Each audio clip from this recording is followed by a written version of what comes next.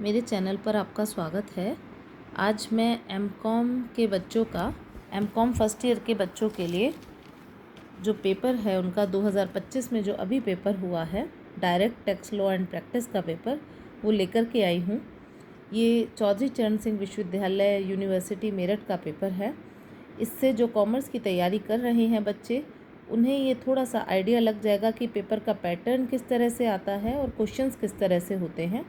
देखिए 3 घंटे का ये आपका डेस्क्रिप्टिव पेपर है और 100 नंबर का आपका पेपर होगा, जिसमें से आपको 5 क्वेश्चंस जो हैं वो करने होंगे। तो मैं आपको क्वेश्चंस बता देती हूँ कि किस तरह से क्वेश्चंस आए हुए हैं। पहला क्वेश्चंस जो है वो, क्योंकि टैक्स का पेपर है तो इसी तरह से रिलेटेड है। Sumit limited is a domestic company in which public is substantially interested. The following are the particulars of incomes of the company in respect of the previous year 2021 and 22. इसका जो ब्यौरा है इन्होंने दिया हुआ है यहाँ पर, इंटरेस्ट ऑफ गवर्नमेंट सिक्योरिटीज़, इस तरह से करके इन्होंने पूरा जो ब्यौरा है वो दिया हुआ है। Compute companies total income and it's net tax liability for the assessment year 2022-23. The company distributed A dividend of rupees 2 lakh during the previous year. The company has opted tax regime US 115 BAA. Sumit limited एक देसी company है जिसमें जनता का सारवान हित है। Company का गत वर्ष 2021-22 की आयों का विवरण निम्नलिखित है। जो ये दिया हुआ है इन्होंने, ये पूरा का पूरा इसमें विवरण दिया हुआ है। और उसके बाद उन्होंने दिया है कि कर निर्धारण वर्ष 2022-23 के लिए कंपनी की कुल आय तथा शुद्ध कर दायित्व की गणना कीजिए। कंपनी ने गत वर्ष में 2 लाख रुपए का लाभांश वितरित किया। कंपनी ने धारा 115 BEE के अंतर्गत कर व्यवस्था का विकल्प लिया है।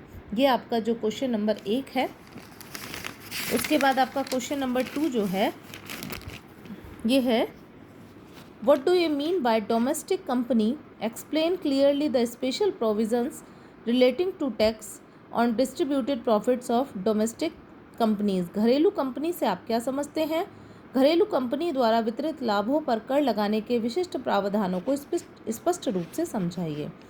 तीसरा जो प्रश्न है वो है, discuss the objects and limitations of tax planning. Is tax planning a legal and moral way of tax saving? How does tax planning differ from tax management? कर नियोजन के उद्देश्य एवं सीमाओं की विवेचना कीजिए। क्या कर नियोजन कर बचाव का एक वैधानिक और नैतिक साधन है? कर नियोजन कर प्रबंध से किस प्रकार भिन्न है? फोर्थ क्वेश्चन है, some tax incentives are such which are directly correlated with the nature of business. Discuss such incentives. कुछ कर प्रेरणाएं होती हैं जो व्यापार की प्रकृति से प्रत्यक्ष रूप से संबंध रखती हैं। ऐसी प्रेरणाओं की व्याख्या कीजिए। Fifth question, explain the factors determining the capital structure of company. How can tax liabilities be minimized by capital structure decisions. एक कंपनी की पूंजी संरचना को निर्धारित करने वाले तत्वों को स्पष्ट कीजिए। किस प्रकार पूंजी संरचना निर्णयों से कर दायित्व को न्यूनतम किया जा सकता है।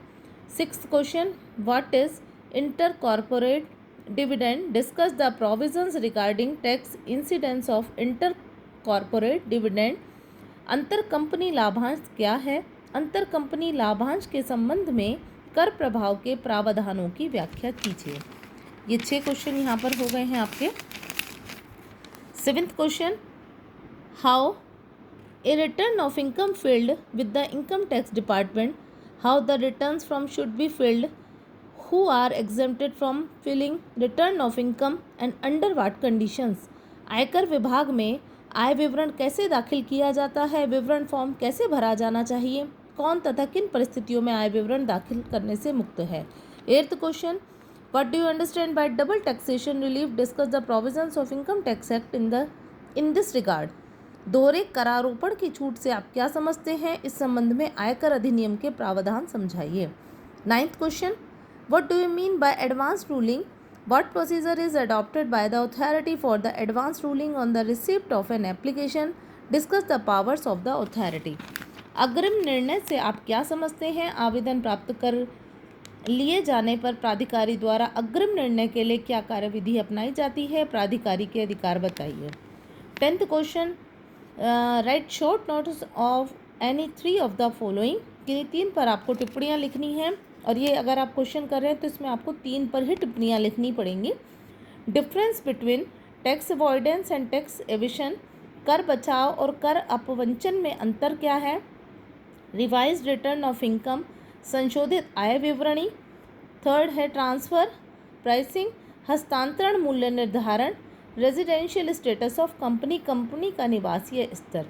तो ये 10 क्वेश्चन इसमें मैंने आपको बताए हैं, जिसमें से आपको 5 क्वेश्चन करने हैं, और जिस पार्ट में से कहा गया है कि 3 करने हैं तो वो 3 ही करने हैं, वो आपका 1 क्वेश्चन माना जाएगा। इस तरह से आपको मैंने पेपर का पैटर्न बता दिया, आप इससे जो है वो तैयारी कर सकते हैं।